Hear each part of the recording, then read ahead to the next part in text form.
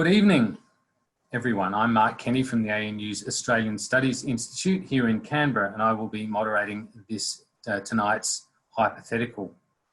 I'm delighted to join you here from Canberra, the traditional lands of the Ngunnawal and Ngambri people, and I would like to acknowledge and celebrate the first Australians on whose land we gather today, and we pay our respects to their elders past, present and emerging. Our audience comes from across Australia and we have guests from around the world. While 2020 has been marked by disruption and crises from bushfires, biblical hailstorms, the COVID-19 pandemic and the ongoing spectre of terrorism, it is not all bad news. I mean, one of the things that we can say that is good about 2020 is that it happens to be the 60th anniversary of the ANU College of Law. And as a result of that, we're marking this milestone with a series of events. The College of Law has presented the In Focus program of events throughout the year, and these informative, timely panel discussions draw on rich expertise of legal scholars and esteemed thought leaders. Tonight, we're proud to bring you yet another event in this series, using a format you may associate with another great Australian legal mind, Geoffrey Robertson, although that may well be where the similarity ends. Although I do have similarly grey hair these days. Welcome to A Hypothetical, A Tale of Terrorism. Now, before we begin, let me start with a few quick logistical points about structure. 1, this webinar will be recorded. 2, the chat function has been disabled. That's so as to enable us to have that discussion.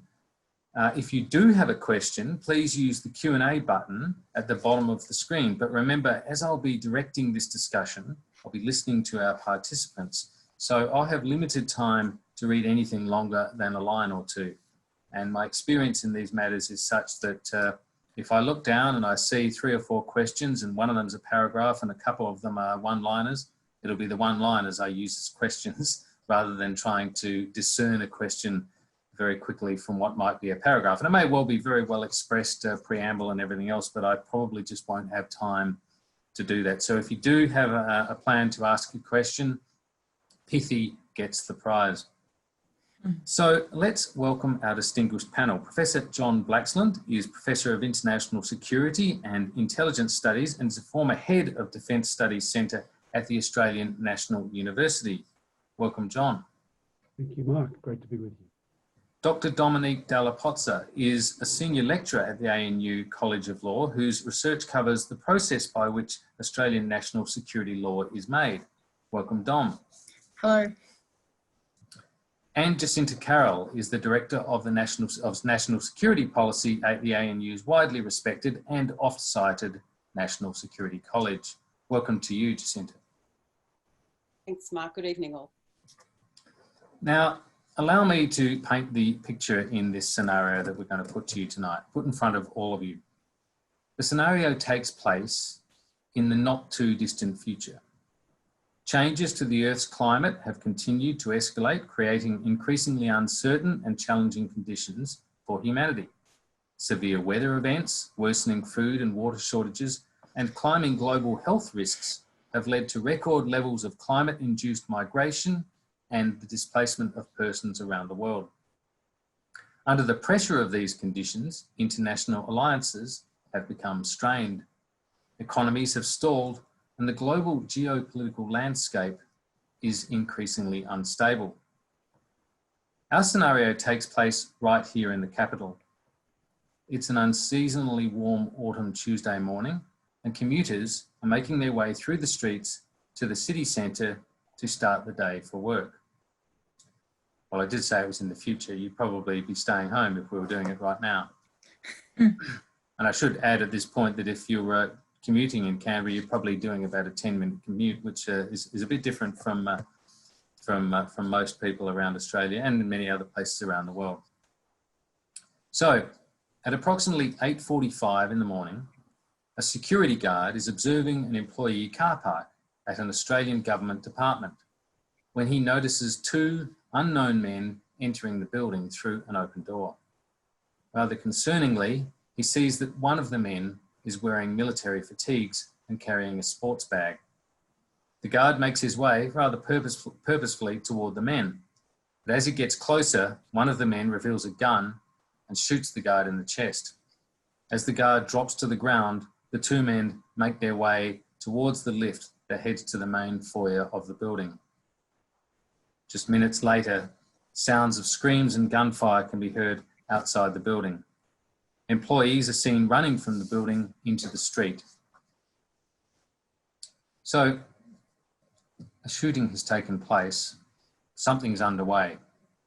It's happening in a government department. Jacinta Carroll, on what we know so far, is this an act of terrorism underway? Well, thanks, Mark. Look, the scenario that we have is one of some incidents occurring. There certainly has been violence. It has been in a government building, but the definition of terrorism goes to motivation. And we don't know who these people are. We don't know why they're doing what they're doing. So what's presented to us at the moment is a high-risk shooting scenario, and one that will trigger a range of activities regardless of which jurisdiction, but in this one it's in the ACT. So it will have ACT police responding immediately, and it doesn't matter whether it's a terrorist attack or another form of violent attack to trigger that and to allow them to do something to respond to this. John Blaxland, when does an attack like this, or when does an act of violence become an act of terrorism? Yeah, really good question, Mark. It goes to what Jacinta said before. It's about understanding the motives. Terrorism is a political tactic. It's actually about achieving a political objective. So if this is an attack aimed at trying to generate a policy change in government, then and perhaps followed the manifesto, then that would be seen as an act of terrorism. But at the moment, what you're describing is a crime. It's plain and simple a crime, and that is not yet something that you would describe as terrorism. I would say, though, that if this is being reported, and it probably would be being reported, ABC local news, ABC News Radio would probably pick up on it pretty quickly afterwards. Oh, we're going to come to that. We're going to come to that in a moment. But so just not getting too far ahead of ourselves here, although I know I'm asking you to make judgments on fragmentary information at the moment. And in a sense, that is very much what it's like in the opening moments of a thing like this. The point is that everybody who is aware of this would be asking that very question. Yes. In Federal Police Headquarters, not far away from this in Barton, at Defence Headquarters just across the lake, they'd probably be calling the Special Operations Task Group folk as well, just giving them a heads up. There's an incident at a building. It looks like it's probably political. It therefore would put everybody's hairs on end, and they'd all be on alert, and they would all be looking for further indicators of what this is. Is this a shooter incident, two men with guns, or is this something more than that? Well, just stay with that just for a moment. The fact that there are two of them, we've had, and we'll come to this a bit later in terms of talking about some of the examples that have occurred in Australia, tragically, that are, where a debate has raged about whether they are lone wolf attacks and whether they constitute terrorism and those things. We will come to that a bit later. But the fact that there are two assailants here, does that start to make you think this is more than just, say, someone having a psychotic episode or acting out of mental ill health? I mean, rarely you would have two people involved unless there's a plan. Absolutely. So two people does speak to collusion. It speaks to prior preparation, and it does actually raise the concern, a very real concern, that this may not be the only incident that's about to unfold. We might actually see multiple incidents happen. That's a very good point. But in other cities. This is something which people in France are much more familiar with than we are. But this is where, the reservation of judgment is really critical at this juncture, because we don't know what we don't know. It's an interesting point. You want the reservation of judgment, but you want no time wasted in making the critical decisions which may ultimately determine you know, the safety or otherwise of this whole incident. Dominique Dalla-Pozza, legally speaking then, just to stay with this whether it is or isn't thing, legally speaking, what constitutes a terrorist act? So the definition, the legal definition of a terrorist act is found in the Criminal Code, and it does contain the elements, many of the elements that Jacinta and John have spoken to you about tonight. So it's one of the key things is that the action or the threat of action, so in this case we have an action, has to be done with a particular motivation. So a religious, ideological or political motivation is what we know that as. It also has to be done with the intention of coercing or influencing by intimidation the government of the Commonwealth or a government of a state, or intimidating the public or a section of the public. So again, these are things that at this stage in the scenario, we can make some inferences about. So we know that we have people upset and screaming in the government department. So we can fairly safely say that a section of the public is in fear and has been intimidated.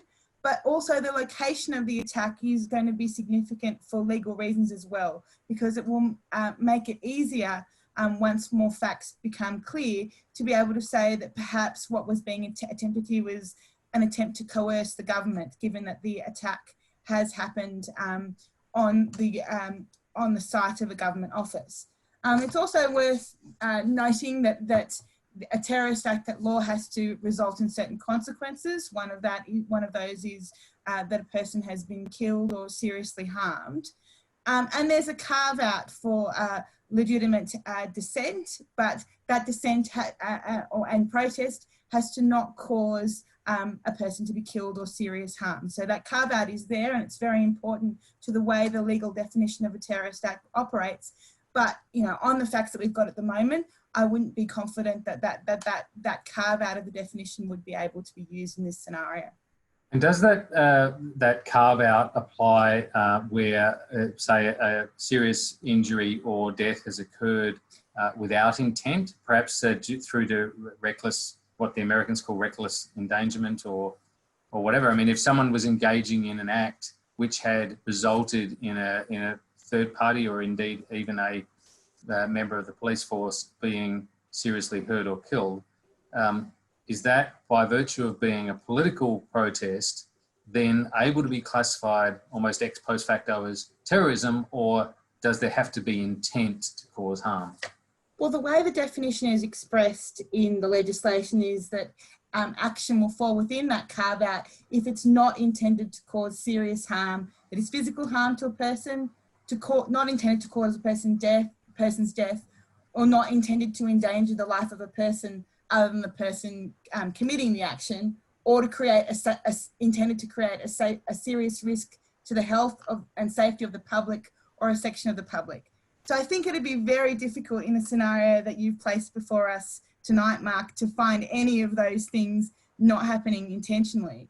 But in terms of the specific question that you've asked, you know, without that, if you can show that the action was not intended to cause those serious consequences and that they unfortunately just happened, then there might be an argument you could have about applying the carve out to the definition. But I do think it's important to recognise that carve out exists in the definition, because so many significant powers are attached to and flow from the concept of a terrorist act at law, that it's really important that we are able to define with specificity in legal terms what is a terrorist act and what is not.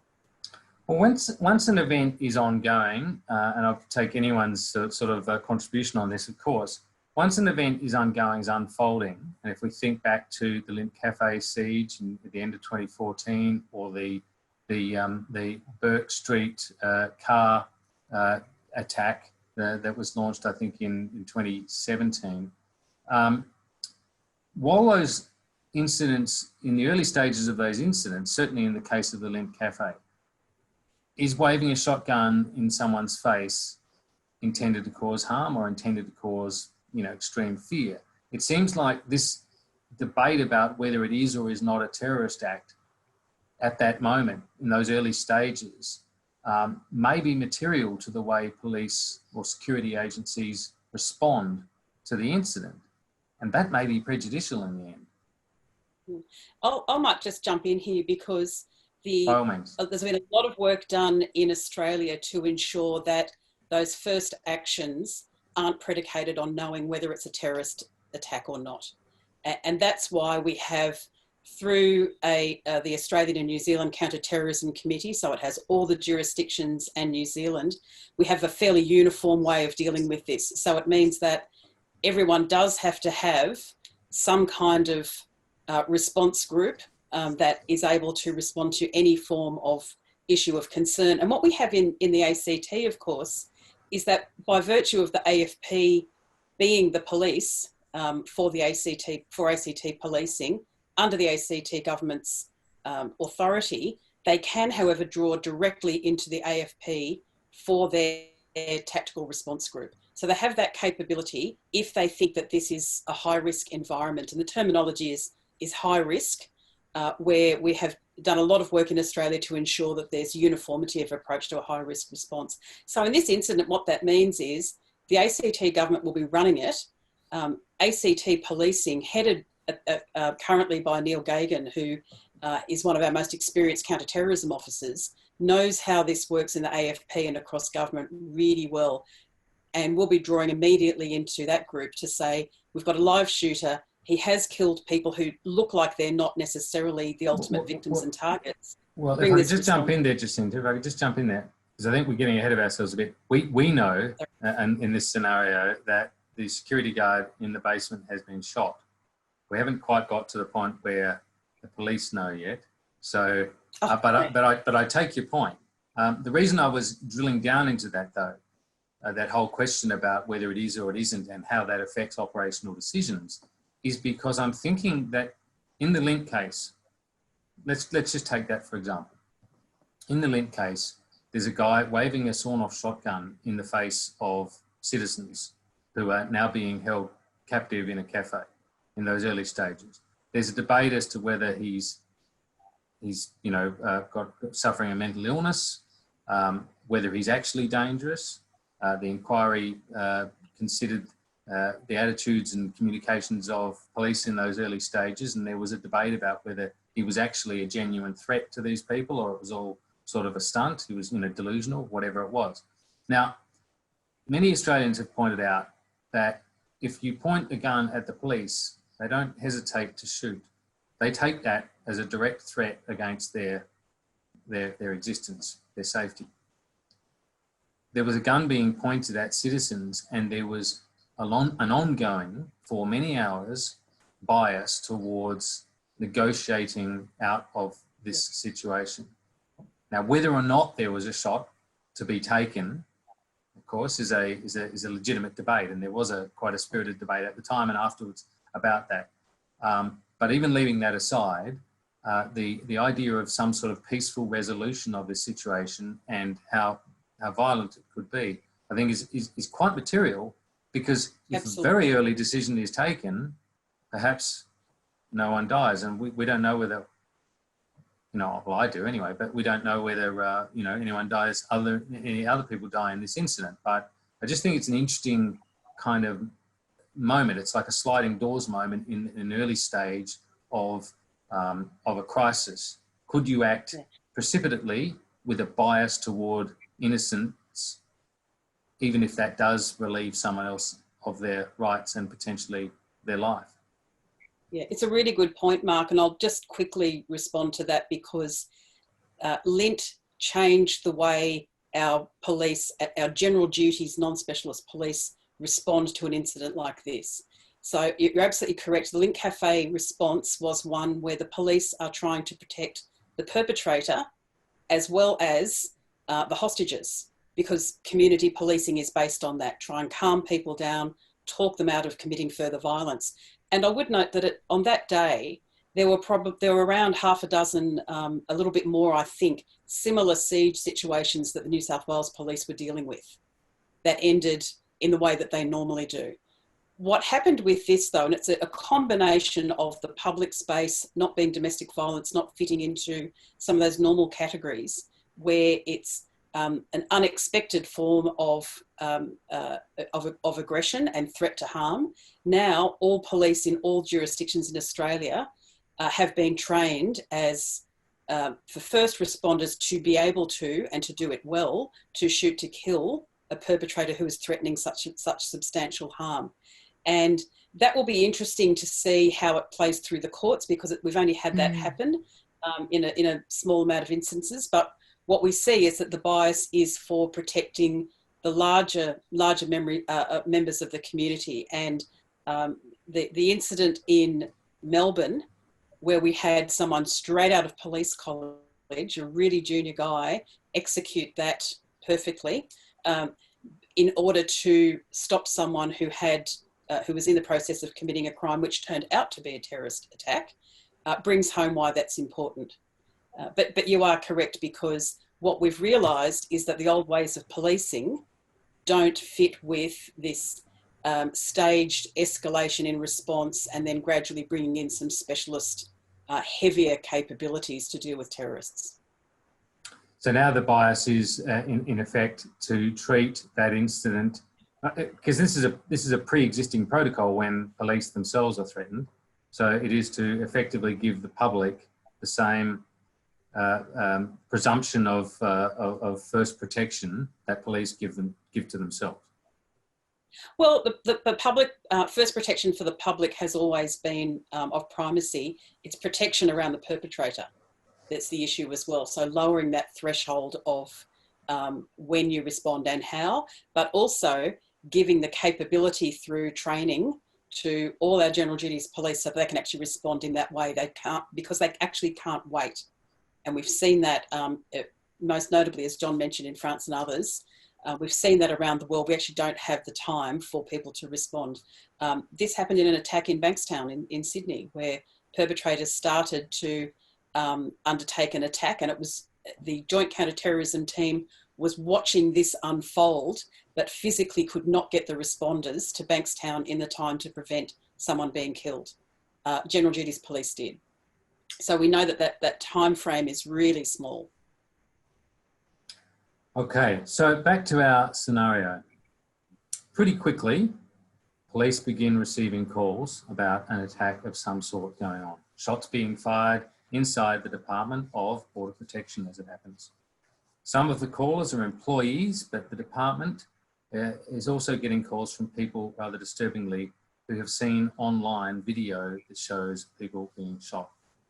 Police scramble and dispatch all available units, with the first of them getting to the besieged building shortly before 9 o'clock. So we're still in the first quarter hour of this incident, and information is anything but clear. Paramedics attend to some injured people in the street. Presumably these are people who have come out of the building, while police cordon off the area and the surrounding buildings. Nearby businesses, office buildings, and all schools in the ACT, and this goes to a point John was making, I believe, about whether there are, to deal with the risk that this is part of a coordinated attack. All schools in the ACT are placed in immediate lockdown. So it's a very serious incident, and it's being treated as such. Early witness accounts suggest the shooters, still only 2 assailants as we understand it, are still in the building, along with an as yet unknown number of government employees. Some of those employees are using their mobile phones to contact the outside world, but not always the AFP. Some of them, that is the Australian Federal Police. Some may be talking to media. They might have rung the local radio station. Some may be tweeting, trying to get messages to loved ones.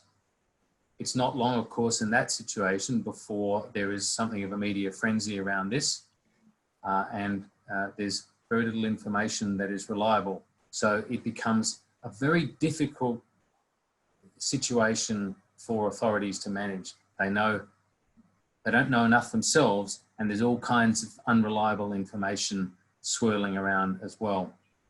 Video of a shooting, as yet unverified, is being shared online by members of a far-right Facebook group.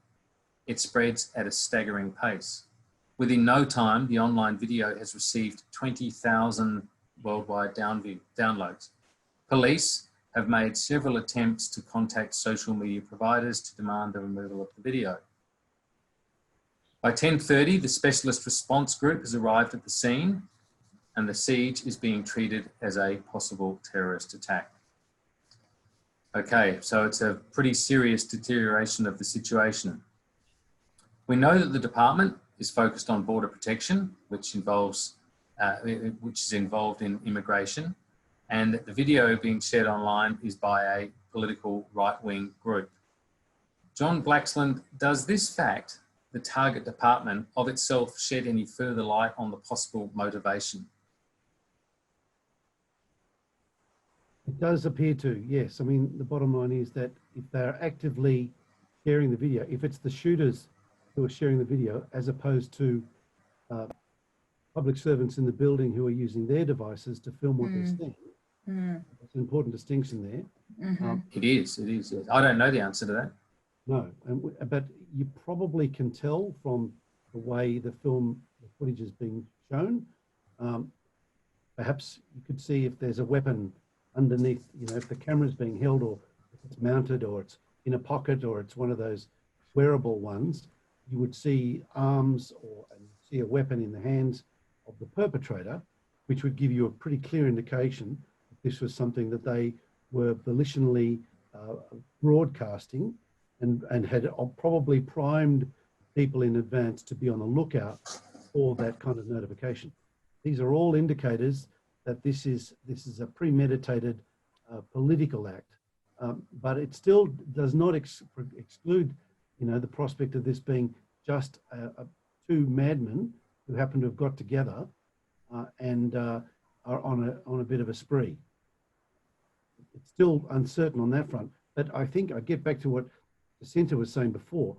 The bottom line is, at this stage, we are just dealing with crime, and this is requiring a concerted, coordinated response with ambulance, emergency services, police, and by this stage you would have had probably notification to, as we said, to the Australian Federal Police Special Operations Team, and possibly to the Defence Force, and all other police stations around Canberra and elsewhere would be on alert, looking out for any kind of indications of something else happening, and also looking for any traces of this video. Really tricky though, of course, this video stuff, because you know, what's the number we call to speak to you know, the Instagram, Facebook, Twitter? I don't know. It's not on my phone. Who has this number? Who do we call to action this? It's tricky. And of course, then you've got the issues about, well, you know, 2CC, 2CN, ABC 666 are all going to want to know about this. They're all going to be tapping into those very people you're talking about, who are hiding under their desk or behind their door, you know, with their own device, thinking, this may be my last few minutes. I want it to be recorded, and I want people to know what's going on. So I'll ring up and tell Win Canberra, or, you know, ABC TV and whoever you like to pick.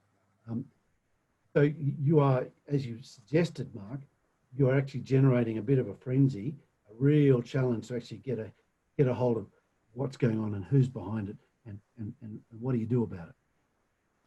Jacinta Carroll, does that frenzy make it much harder for law enforcement agencies at that time? Do they feel greater pressure by virtue of the, you know, the huge media interest, the fact that people are opining perhaps that the terrorists should be, if that's, because presumably that's what a lot of media would jump on straight away, they would assume it's a terrorist act, particularly given our experience with these things.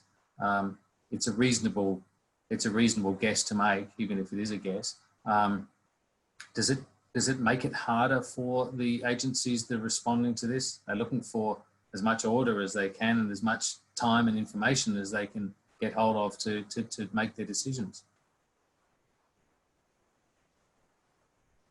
Well, their basket quickly becomes full, I suppose. So they would. It certainly is an additional burden, but it's one that is understood as necessary. There's great public interest in what's going on. There's a safety need for broadcasts to be going out about people to, run, hide, tell, to secure themselves in other government departments. It's likely that across Canberra, not only in border protection, but in other departments, their protocols for shutting the place down and safely evacuating people would be happening. And these would be replicated across Canberra and also at various government departments around Australia, looking at their mechanisms and their protocols.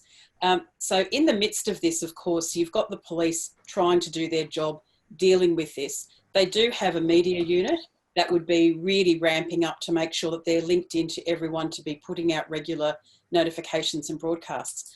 One of the challenges though, and we've seen this through COVID, we've seen it through the bushfires, is that very quickly there seems to be an expectation that the very person who should be leading all of this should be standing in front of a camera telling everyone what's going on. And I'm not sure how that would be dealt with in a terrorist incident in Australia now, but it would seem that instead of running the ACT police, it's likely that Neil Gagan would be expected to come up and front the cameras, or certainly the Chief Minister of the ACT would.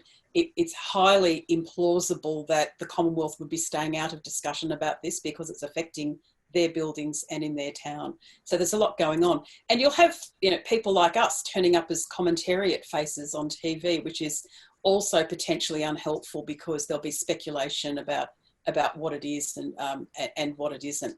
That said, there are teams who work together with their various specialisations across the policing and national security community who will just step up doing the particular jobs that they do. And right from the get-go, as soon as this happened, those who look at threat in general, so we have a National Threat Assessment Centre which brings information in from everyone and gives it out as well, would be quickly looking at, hold on, does this shooting incident, does it look like anything that any group has been threatening to do? Has there been more discussion around different threat groups that look like they were leading up to an incident? And then that would go out to certainly the Joint Counter-Terrorism team, but then into the different analytic teams across the police, ASIO, the Australian Signals Directorate, many others, to say, well, the people that we look at, the groups that are of concern, are any of them talking about this? Of course, we get to the video again, trying to figure out where that came from. But they'll be doing this in a pretty structured way. They'll be hyped up, but they'll be structured because the analytics side of the house uses a methodology called competing hypotheses. So they'll always stand up and say, well, it could be anything from domestic violence, mental health, other crime, terrorism, some kind of even a state-based attack, but all the forms of things that it could possibly be, they'll try to keep those alive throughout and stop making a judgment so that they can really understand all the evidence as it comes through as this situation unfolds. And will they have, run these sorts of scenarios in training quite a lot? I presume that a place like Canberra, for example, with so many government departments, the head of government here, the National Parliament and so forth, that, this is the kind of thing that would get, they'd have a simulation every now and then, and they'd go through a number of these scenarios that have some reasonably well-established protocols, presumably. Yeah, well, yes and no. Certainly in the early days of what's now the Australian and New Zealand Counter-Terrorism Committee, it had a different name and it didn't have New Zealand back in its first iterations, but it certainly put a lot of focus on exercises, including crisis decision-making at very senior levels. So bringing the premiers in, the head of police, the head of the Premier and Cabinet departments with their Commonwealth counterparts. And I would have to say that since that time, that particular approach to exercising has sometimes fallen away, sometimes changed. So you do see that now, as our terrorist threat has manifest, we have had almost 20 terrorist attacks in this country since 9/11. That we've seen that New South Wales and Victoria are essentially the jurisdictions where these attacks have occurred. So they are very well exercised and practiced in dealing with it, and other jurisdictions where it hasn't happened maybe wouldn't be so used to doing this. Right now, today in this scenario, while the ACT government's crisis committee does exercise this regularly, they wouldn't have had the experience of really having to deal with this in their own jurisdiction. So look, the knowledge will be, I would say, a bit lumpy, and I've been involved in some exercises, including desktop exercises. And one of the things that happens when you're dealing with an issue for a few years, like terrorism, and have been pretty successful in dealing with it, and the incidents that we've dealt with are pretty small, typically just a lone actor, then the focus of the most senior people will drop away a bit. So that's why I say it's a bit lumpy. Some people have a lot of experience in this and do it well, others not so much. I'm not sure that everyone would be really well practiced in knowing how to do it. We often hear about COBRA, the Cabinet Office Briefing Arrangement in the UK. COBRA is used for a whole variety of issues, and one thing that really marks it out as useful is that the COBRA link-up happens on a routine basis. It happens all the time, regardless of whether an incident is occurring. Part of the reason is because it's had to in the UK. They've had a number of very serious incidents across a range of issues, and they don't have the jurisdictions and the size that Australia does. But I wouldn't say that we've got that link up so much. The interesting thing at the moment, of course, is that with COVID, we have had a practical way of bringing all our jurisdictions together through this national cabinet concept, and it's worked pretty well. So I think piggybacking on that experience, certainly the Chief Minister of the ACT would be able to link into that quite comfortably. If it's happening in real time today, of course, we'd be fortunate that it's the same Chief Minister has been returned. If it happened straight after the ACT election and there'd been a different outcome, then we mightn't have the same level of practice, certainly at the political level. So a really interesting one to unpick. I reckon that they'd be practicing a lot after this event is resolved, but maybe not as much as we would have. And I'm going to come to Dom in just a sec to get a sort of a measurement on whether we're at the terrorism threshold yet. But just to stay with you for a moment longer, are you saying right here and now that we should be having that kind of COBRA model? Are you making a kind of a direct criticism of our unpreparedness? As I said, there are enough things that make us different from the UK that we shouldn't just holus bolus have the same arrangements as them. We do have different jurisdictions, a different policing model. We have a large geography, and the terrorist threat is quite different amongst those jurisdictions. What I would like to see is probably something a little bit like this, that on a reasonably regular basis, the true real decision makers and those who might have to act for them or others just sit down in an ambiguous environment without knowing the answer, and also not getting away with some of what we're getting away with now, which is to say, oh yes, well, the police will come in. No, this is how much information you know, so what are you going to do now? That's a different type of desktop exercise to some of those that we've seen. But look, as I say that, I've been having conversations with people around the Australia's counter-terrorism community, and they're doing a lot of work to try and make this happen. So there is an awareness, but it's difficult to have, for example, even in this place, in the ACT, how do we say for a small government you need to be getting up and practicing for a national security incident on a regular basis when it simply hasn't happened normally and they've got other things on their plate? Well, I guess some people would say the very fact that it simply hasn't happened is why you need to be ready for it, because you've got no practice in it, and you're going to be a novice when it does happen. Hopefully it won't. And we're sitting around at the moment on this Zoom meeting. do we know that our agencies aren't doing this? Is it possible that could be going on at a level that is never made public, that doesn't even come to someone as well dialed in as you, Jacinta? Oh, well, look, we do know that there's an exercise program through ANZ CTC. What we don't have as easily reported and able to be interrogated is what's happening within each jurisdiction. And and how well it works. What we've seen, and this is the great value of the Commonwealth, state and territory relationships, and this pretty amazing organisation we have through the Counter-Terrorism Committee, is that we have seen the Commonwealth ensure through the military and others that they're helping to bring this exercise training expertise to very, very busy jurisdictions, to very busy police, and say, well, this is, sit into a different space and this is how you need to do it. Look, I've talked about the extraordinary amount of work that New South Wales and Victoria have done in terms of counter-terrorism, and these are jurisdictions that are very well versed in this area. They have learnt the lessons from incidents in their own jurisdictions, and so they're pretty well oiled. In some cases, for example, in Victoria, you might think they mightn't have to exercise so much because they've had so many incidents to deal with. So that would count as well. But there isn't a clear reporting regime. We don't know and see what this looks like, and it's not as well known. And if it needs to be well known so that business and others know, well, who do I link into? Dominique, just add something. Oh yes, go on, John. Go ahead.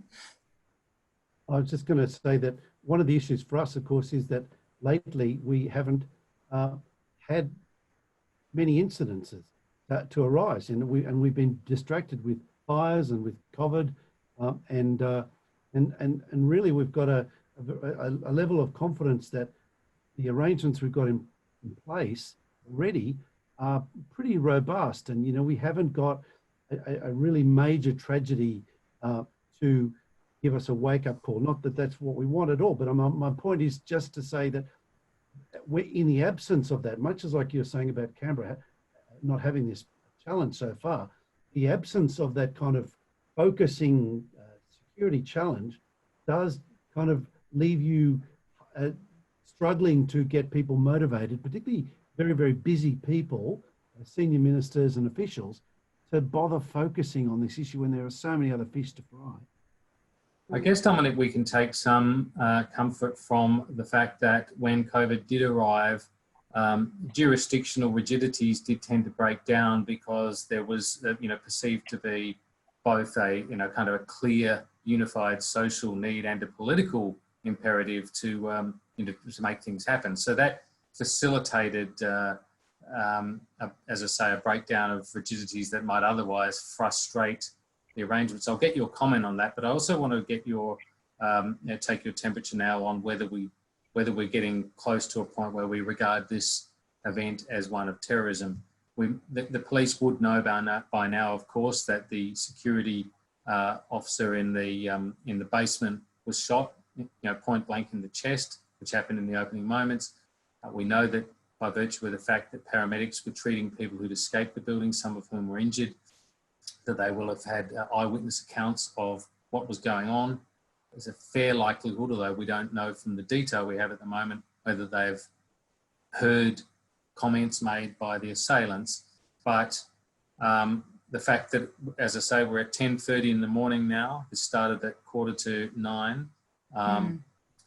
It's all starting to add up as a matter of probability to a terrorist attack, is it not? Oh, it's certainly getting closer. I mean, we have much more clarity in the facts as it's progressed that there has been harm to people, and so you can legally tick off that aspect of the definition of a terrorist act. We still don't quite know what the motivation, whether we have a religious, political, or ideological motive that animated the shooters. But for me, what's really interesting legally is this connection between the Facebook group with a political leaning. So legally, that could be a source of finding that motivational link that you need, because and to go to another issue, the question of who shot the video and then the connection between that and the people who were spreading the video online becomes really important legally in terms of what the AFP might want to do in terms of removing that footage from social media. But just to go back to what you were first asking me about in terms of the rigidity of you know, the federation, if you like, the fact that unlike the UK, our federal structure creates particular challenges. We now are seeing through the COVID crisis that nothing smooths the wheels of the federation quite like a crisis does. And you know, my memory was that September 11 and was another one of those moments where the federation came together, and you see that expressed legally in the fact that these the crimes associated with terrorism events are located in the criminal code, which is legislation that covers all of Australia. And there were some interesting negotiations around the old Council of Australian Governments, where there has been a real push to try and adopt a uniform national approach legally to dealing with the issue of terrorism. So, and we're yet to see how COVID changes the way our federal structures work. Like Jacinta, I'm very interested to see what role National Cabinet plays when we move beyond COVID and we have a new vehicle for our various different jurisdictions to deal with national security issues. And we haven't yet seen a National Cabinet do that to the extent, fortunately, we've got enough on our plate. But that's a future development, I'm certain.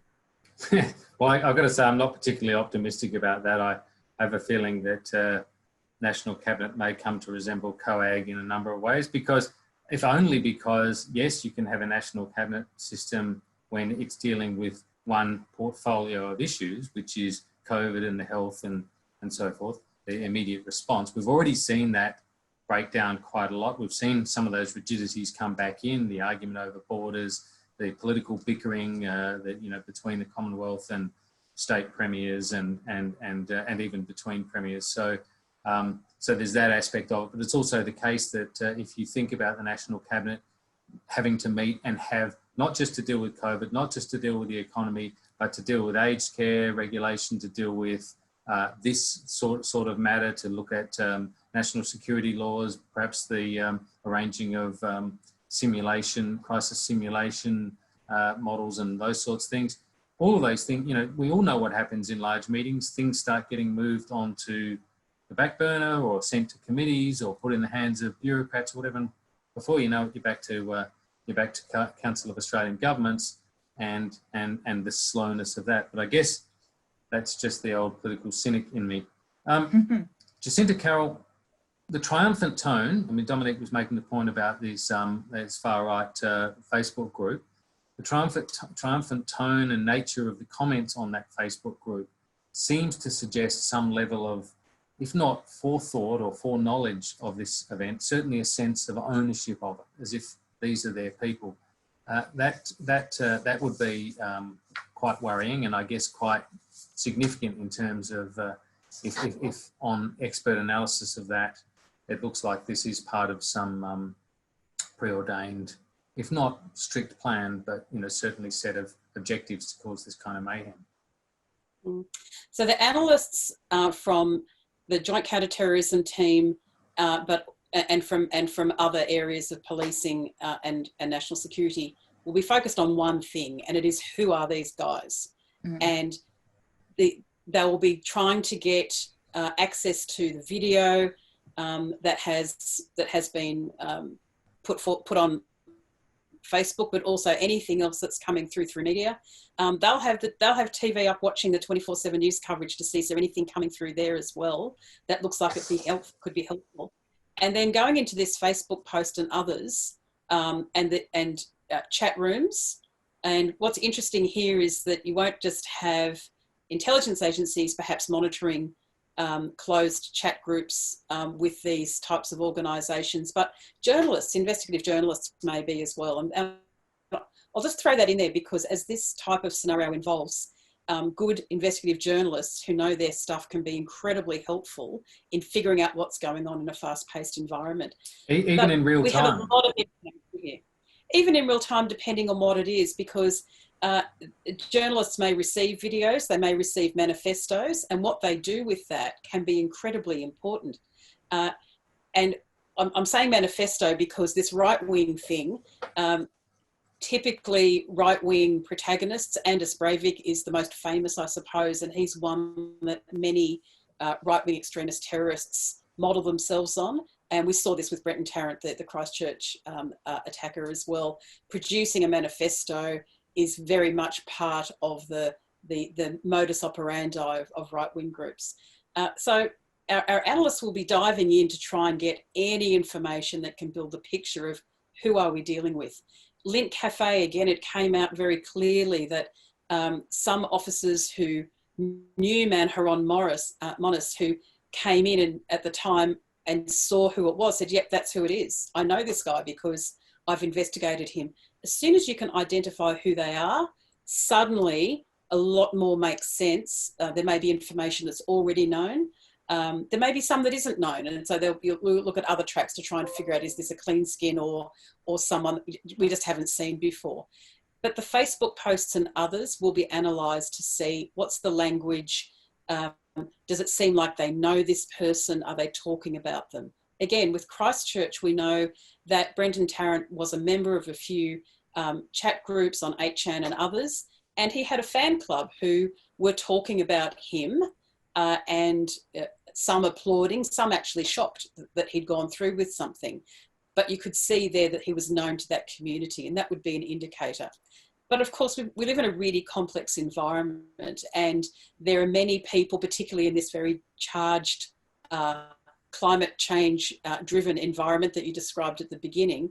There are a lot of extremist groups who are quite happy to be anti-establishment for various reasons. So many who may be cheering this on, and all we have to do to understand that is look at the kind of extreme dialogue, not terrorist, but extreme dialogue that we're seeing in the US at the moment amongst different groups. So while what's happened may be something that the right-wing fanboys are all over and supporting, we still need to be objective about, are they just applauding something that looks like it's something that they would support, or is it something that has come from within their movement? Now, right-wing terrorism, right-wing extremism, I should say, which is different, but which could well be related. How much of a problem is it? John Blaxland, in its annual threat assessment in 2020, the Director General of ASIO said he expected such groups will remain an ongoing and enduring threat, making more use of online propaganda to spread their messages of hate.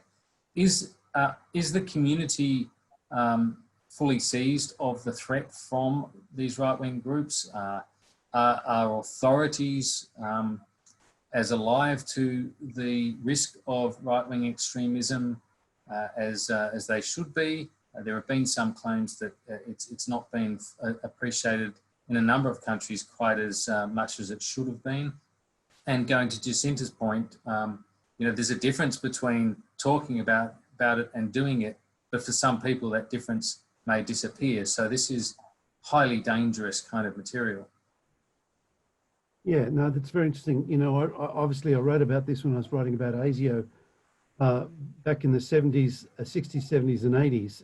And right-wing extremism back then was seen essentially as primarily wingnuts who were more of a danger to themselves than to the broader community. But what we've seen, I think, is, look, I think in part because of the internet and because of the way information is kind of proliferated, is that you've got a connection made between wingnuts and between people with deeply conspiratorial views of society and of the establishment that have generated copycat concerns. A lot of it has to do with what's happening in Europe and in the United States, and the inclination to violent tendencies, particularly that we've seen in the United States, but also in Europe, and Breivik is, the purpose of the poster boy of that, have clearly generated a capability that wasn't there before. Whereas in the past there was a real sense that, look, yes, ASIO had an obligation to keep a watching eye on them, and had hired a few people to, keep tabs on things.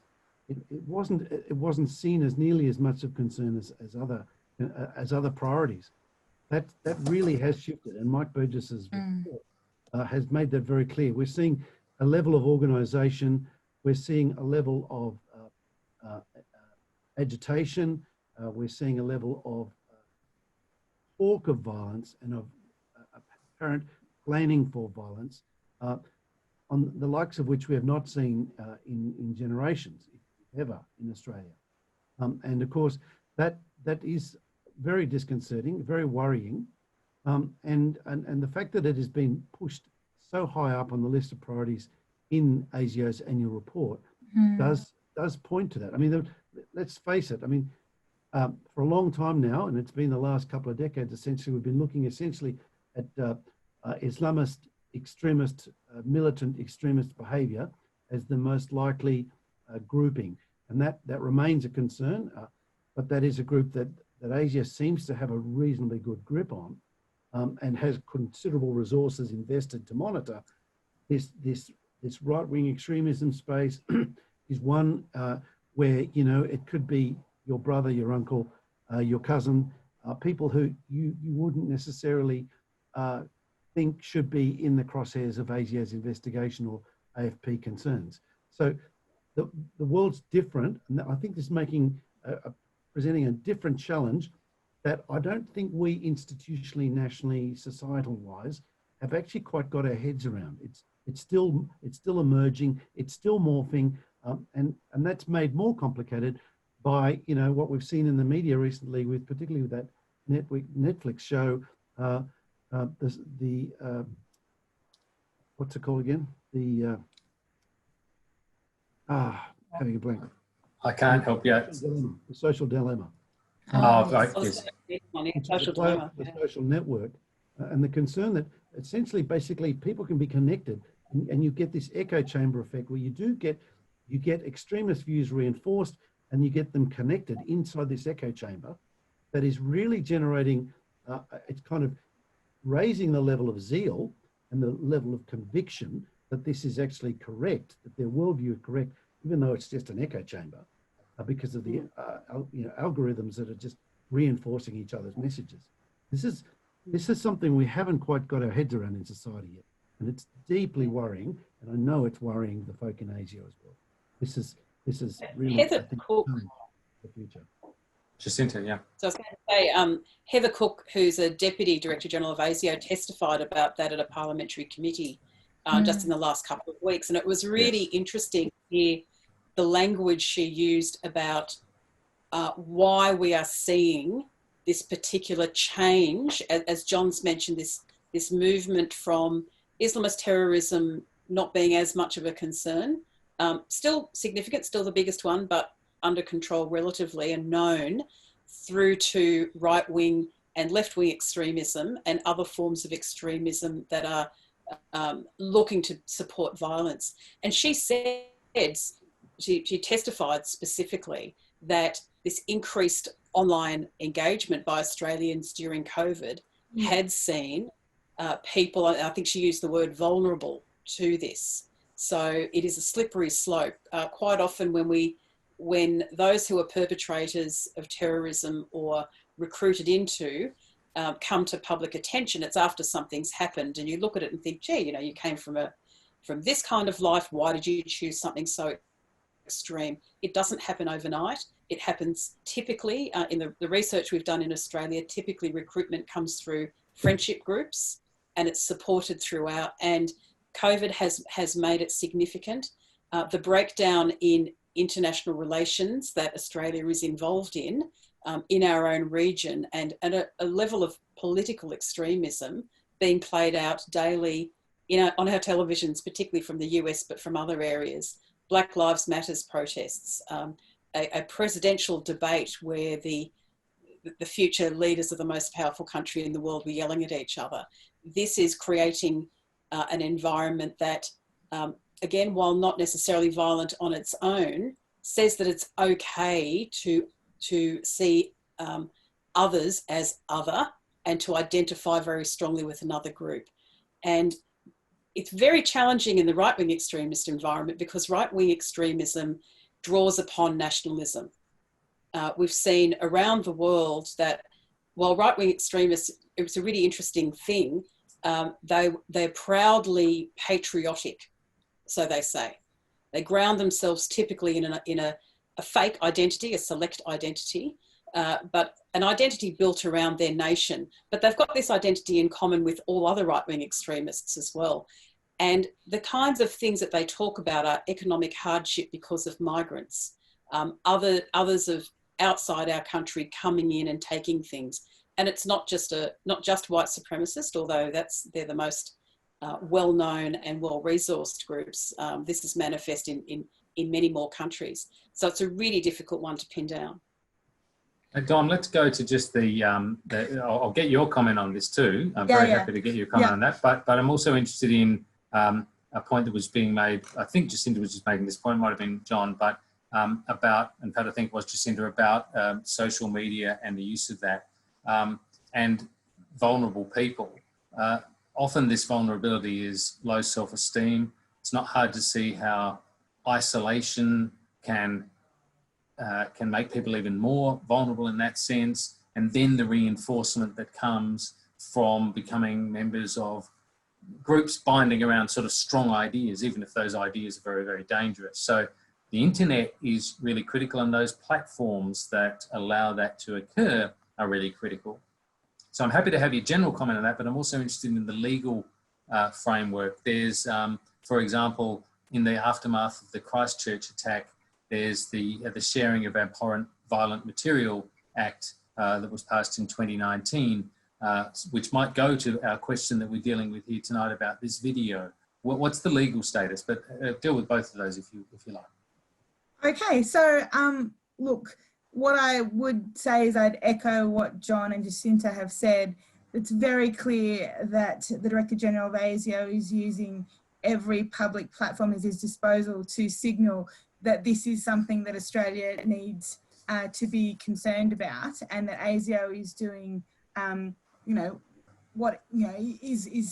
is cognizant of the risk and is I don't want to use the term shifting gears because it suggests that they're taking their eye off what's going on in terms of radical Islamic violent extremism. And I don't think they are, but they now need to deal with the possibility that a terrorist threat can come from a wider range of ideological sources, if you like. That's how I'm reading the Director General's public interventions.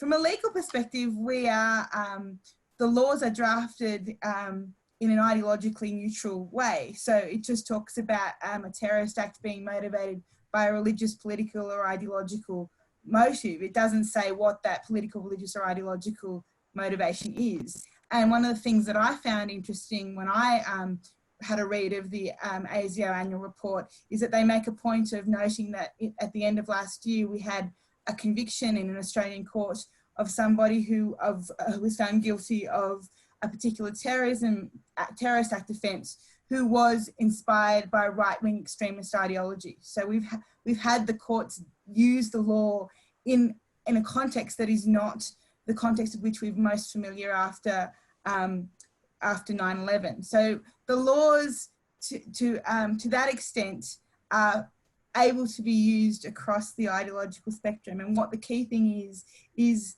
not just the motivation element, but this link to violence. That there needs to be a violent aspect to what's going on there. In terms of the question about, well, how does social media as a magnifier, and to return to the scenario, this idea of, well, what could social media, social media is spreading a video of the shooting. Well, as many people will know, in the immediate aftermath of the Christchurch massacre, one of the legal responses that the Australian government was incredibly swift to put into place was a change to the criminal law so that it's now there's now a penalty attached to people spreading, or so let me put this a different way, for abhorrent violent material being placed online, and social media companies can be fined significant amounts if they don't take that material down expeditiously. The trick in this particular scenario is that we don't know who produced the video. So if that video was produced by the shooters or somebody assisting the shooters, then it comes under the legal definition of the abhorrent violent material, and there's a criminal penalty attached that attaches to the social media companies if they don't take it down expeditiously. If it's a video produced by the poor, frightened public servants who are under their desks and, you know, just trying to, you know, just filming it, then it arguably wouldn't come within the legal definition under the law of abhorrent violent material. And the police would have to find some other way of trying to stop that video from being shared. Okay, well, look, we're getting close to sort of unveiling the third stage of our scenario. But just before we do, I want to, because it obviously has some, this is germane to what happens next. I might just stay with you for a moment, Dom, and ask you about this jurisdictional question. What powers police have in this situation? The siege has been running for some time now. There've been you know, sound of gunfire. We don't know how many people, how many casualties there are. Who's in charge? Is it the ACT police? Is it the Commonwealth? It's a Commonwealth department that's under attack. It's happening in the national capital. It's fairly easy to understand the Commonwealth taking the view that this is an attack on the Commonwealth of Australia, and therefore, you know, they could bring defence in or whatever. ACT is not actually a state in the way that the states were that brought together the federation. Just quickly, if we just go to that before we go to the stage 3 of our scenario. So briefly, my understanding is that the ACT police would be in charge of taking charge of the scenario. There would be a question about whether or not you could call in the ADF, and there's a specific part of the Defence Act which allows for the ADF to be called out. What's really interesting in this scenario is that because it's taking place within a government department, you wouldn't necessarily need to rely on a request from the ACT government to allow those troops to be called out. What we would instead see in the law is the Commonwealth asserting that a Commonwealth interest is being threatened by what the legislation calls domestic violence. And that allows the Commonwealth to decide, well, actually the situation requires a call out of the defence troops. The trick though is that the legislation does still say that the minister in determining to advise the Governor General whether the ADF should be called out needs to take into consideration whether or not the territory authorities in this case have the situation under control. So now we're returning to something that John mentioned in the early part of the scenario. It really depends on whether we're just talking about two guys with guns creating mayhem in one government department, which, you know, you could make a good argument is well within the capabilities of the AFP, particularly, you know, if they're calling on the kind of resources that Jacinta talked about, or whether this is the beginning of a coordinated set of attacks where multiple parts of the ACT are overrun. At that point, I think a call out becomes at least more possible legally as well as politically. All right, well, it'll be interesting to see if the Commonwealth did take that view, which minister in the end is also the sort of the coordinating, you know, the ultimately responsible minister, because I guess it could be the AG, could be the Home Affairs Minister, could be the Defence Minister, could be the PM, or it could be the ACT Chief Minister. Yeah, so there would be an interesting political fight to be had there. There certainly would. All right, well, here we are at the third act of our unfolding tragedy. The nation watches. Every network has live continuous coverage, and that's a worry in itself. In fact, Jacinta, the fact that we have live coverage of this, you know, the various TV networks have all positioned themselves. They've got feeds of what's going on outside. Is that there are two interesting aspects of that? Does that actually compromise operations if authorities are looking for the element of surprise? If they're going to storm the building, they'd need to have some control of that. And also, are the terrorists themselves, if that's what they are they incentivized by real-time television feeds? Are they in fact watching the event that they're starring in, and in fact deriving some motivation from it? These are interesting questions that happen in real time, I guess. Yeah, look, they're fantastic questions, Mark. And look, the first one about the impact of live coverage, media will be saturating this, but there's a very salient lesson learnt at the beginning of terrorism studies, which was the 1972 Munich Olympics attack. And we know from that the perpetrators learnt what the responders were doing from watching TV coverage, and it led to an absolute tragedy.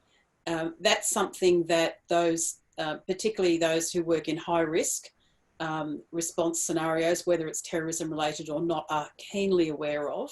It doesn't stop the media appetite, but it means that there's an understanding that you do need to control these things as much as you can. Very problematic when we have smartphones and so on, and footage coming from inside from others. But in this instance, again, we've got a few interesting things, a little bit different from Lint Cafe. This incident is happening in a Commonwealth department, so it has its own security and protocols. And those protocols would have some standoff arrangements, some securing the site, and also have protocols around how close media could get. So in this scenario, it's actually a little bit easier. And I would observe, I work closely with journalists in Australia, and mainstream media here gets this. They get that they have a responsibility to do this well, to get the story, but to not compromise what's going on, and also to not unduly invade the privacy of a lot of scared people who are involved in this. And again, we saw this with Lint. This happened right outside a TV studio, amongst others. So we were all watching it live and glued to it, and that was of great value to responders and planners as well, to be able to get some good coverage of what's going on. But you do need to contain that. So again, this is where having some good media teams in those departments and some good connections help. I have to say, I've seen it through the press freedom debate and others, the relationship between government agencies and the media is not at its best at the moment in Australia. We do need to work on that. There's an understatement. Well, when you send cops barging into the ABC and into journalists' homes, it does tend to erode some goodwill in the relationship. Yeah, well, it's a complex issue, and probably what I'd say is that playing that out from a distance is never good. So when an instance like this happens, you want to know that your media people in government actually do know the journalists well, that you've got good media people in government who actually understand what you're doing, because that's what the journalists need from them. They need to understand what's actually going on, and what can I tell in a story. There were shots fired. What kind of weapon was used?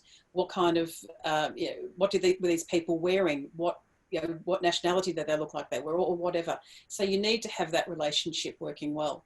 But the second question you asked really goes to the heart of terrorism. And this is, again, something that those who work on counter-terrorism will be looking at keenly.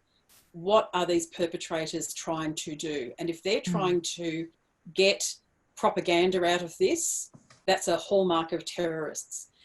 Terrorists like us to think that they're interested in responding to a particular thing. They'll always pick something that's going on in the world that is the reason why they do something.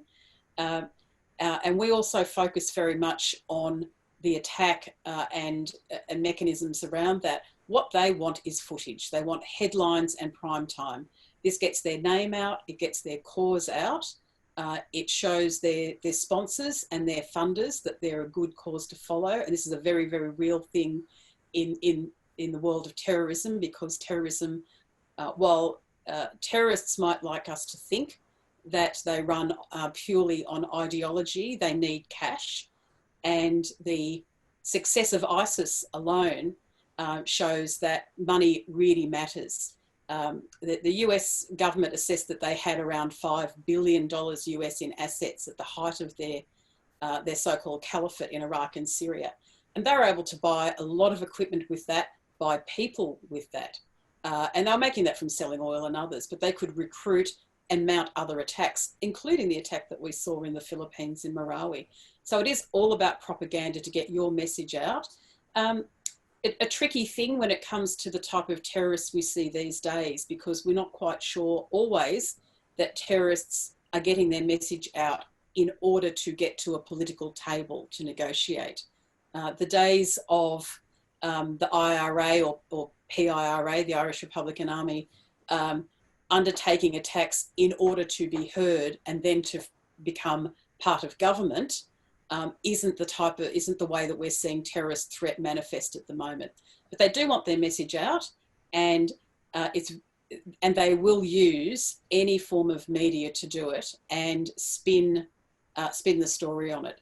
This is one of the really important things that governments, but also the media, have learnt in the last 10 years or so. Be careful what turns up in terms of footage in your newsfeed. Be careful of the narrative that is put around it.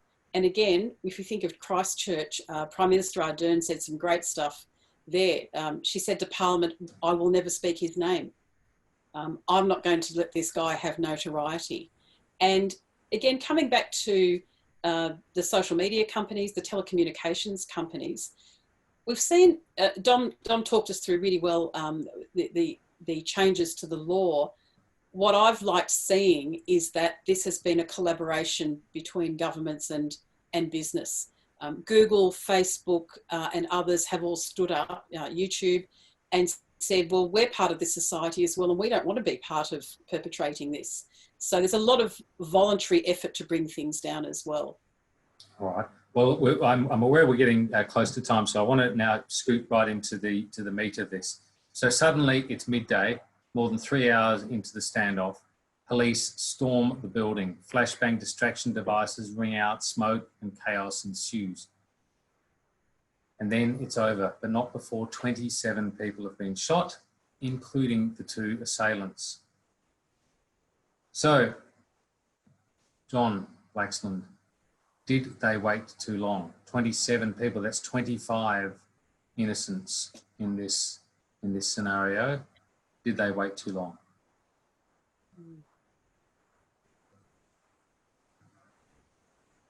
John, I think you're on mute. Sorry. It's not clear from what you've said, Mark, whether they've just died from the engagement that involved the police, and whether they were brought down in the crossfire, or whether they have been successively shot over the preceding 3 hours. And I think that's an important distinction as to when exactly might have been the right time to go in. So if they have only just been shot, then perhaps not, because perhaps you could argue that, look, it was right to wait to establish as much information, as much insight about their motives, their capability, their intentions, the layout of the building, the prospect of success, the best spots for the marksman, potentially to position themselves, and how to perhaps try and get an element of surprise, to perhaps try and disorient the assailants. All of these factors are all part of the equation. And of course, we're not really sure yet whether or not this is a one-off, and whether or not anything is going to happen elsewhere. But after 3 hours, you would have thought probably this is the only show in town, and that you can then relax your other options and focus on dealing with this one. But if they've had that many people killed, and it's happened just recently, then you've got to wonder whether or not there's a degree of incompetence here that's enabled that to happen. To be fair, a fast repeating weapon can kill people pretty darn quickly, especially if they're in a group.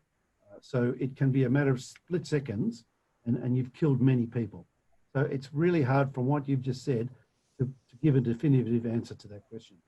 All right. Well, I guess confusion is very much, the dominant feature of these events. Even in the moment of a resolution of the immediate danger, it can take some time, as it did with the tragic victims of the Lindt Cafe, to work out, particularly in the tragedy of Katrina Dawson's death, to work out what it was that had taken her life. And I think it was eventually decided that it was fragments of police bullets rather than from man Monis. But in the days that follow, the government faces intense pressure to reveal whether the group or any of its members were being monitored by ASIO prior to the attack. Now, this raises a very interesting question.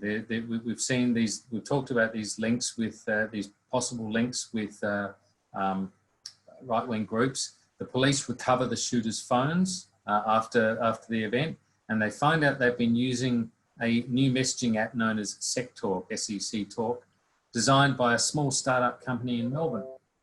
SecTalk, not surprisingly, uses end-to-end encryption messaging services. And I might just throw in a bit of extra spice. It turns out that SecTalk has been a beneficiary of a startup grant from the Commonwealth a couple of years before, under its much boasted about 2020 modern manufacturing strategy. So that was when the government was picking winners, and it turns out it's been involved in funding this. Questions are being asked, but principally about ASIO. John, has there been a spectacular failure of intelligence? That's the question that people are going to want to know, isn't it? Yeah, highly likely. But I think if 27 people have been killed, they'll want to know procedurally what happened with the takedown of the assailants. And if this is about, you know, shoot first, ask questions later, if it's police bullets that brought down some of those assailants, that will be a big factor as well. But on the ASIO front, I mean, I don't know from what you've said, Mark, whether ASIO does know or doesn't. I suspect they probably, if it's close to real life, chances are that these people would have been on their radar scope under some for some particular, you know, infraction in the past, or perhaps association with a group that ASIO was monitoring. And so the question then is, well, what were the indicators prior to this event that would have raised the alert about the likely intentions? Mindful of, you know, when you're talking about threat, you're talking about capability and intentions. So you're looking at groups who've got access to weapons. We've established that, I guess. But what's their intention? Are they part of a group that's been talking violent, you know, objections to government policy for 5 years and they haven't done anything? Well, that would suggest to you that, you know, that these were outliers and that they weren't necessarily acting consistent with the core of the group, or that perhaps the core of the group was so well hidden that this was their coming out day, if you like. You know, but that is the role of intelligence agencies, to be finding these internal threats. And if we've got people here involved in a group using end-to-end encryption, doesn't really matter where the company came from, using end-to-end encryption, this is a big problem. Is it possible, Dom, to now in the aftermath to go to SecTalk to get information? I don't know whether it's metadata or whether in fact it can be the unencrypted communications. I'm not sure whether that is possible, but there's clearly an ethical demand now from the Australian community to, you know, for SecTalk to release this information. Is there any legal obligation on SecTalk to do so? So there's no legal obligation on SecTalk to release it. They can voluntarily release it, and certainly there are two separate legal regimes which deal with two separate but linked problems. The first problem is the question of, well, does ASIO have the technical skills to get behind the encryption? And a couple of years ago, the Parliament passed an act to allow the police and ASIO to both request that sort of technical assistance, and where that request was denied, then if the company's not going to help the government to defeat that technological challenge, then the government, the ASIO and the police can compel through various instruments companies to provide technical assistance to allow them to actually access the information in a technical sense. There's a second legal regime which goes to the question of, well, now that we can technically access it, we need to have the legal authority to get that content or to access that metadata. And again, there's been a lot of law reform in the last 5 years to allow both the legal questions around access and the technical questions around access to be smoothed out for the government. But as an aside to that, we have a real challenge now about people's privacy that this sort of scenario also throws up. But in the interest of time, I will stop there.